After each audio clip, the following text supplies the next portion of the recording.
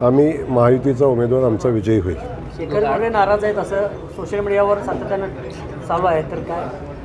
शेखर गोरे माझे बंधू आहेत.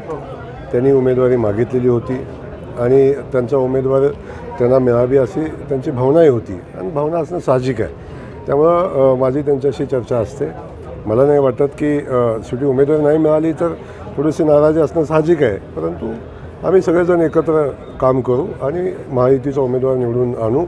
नक्की त्यांनाही योग्य ठिकाणी संधी पक्ष देईल आणि त्यांच्याही पाठीशी पक्ष उभा राहील. मुख्यमंत्र्यांवर टीका करते, आपल्यावर टीका करते, आपल्यावर टीका करते. काल लोकप्रतिनिधीच होता, पण शेतकऱ्यांच्या लाडकी बहीण आहे. आंदोलनात सुद्धा आपल्यावर टीका केली. अरे बाबानो, माझ्या लाडक्या भगिनी आहेत त्या, पण त्यांना लोकशाहीनं दिलेला अधिकार आहे आणि आता जेव्हा राजकीय अस्तित्व शोधायला लागतं तेव्हा कुठंतरी आपलं अस्तित्व जिवंत ठेवायला कुणावर तरी बोलायला लागतं. बोलला तरच चर्चा होते.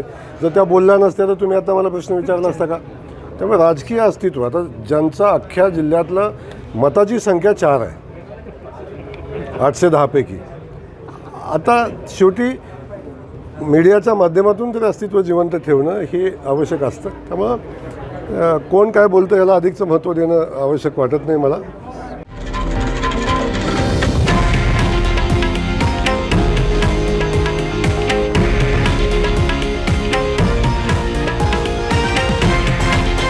हे आहे देशातील नंबर 1 न्यूज नेटवर्क आणि आपण पाहत आहात TV9 मराठी, एकमेव.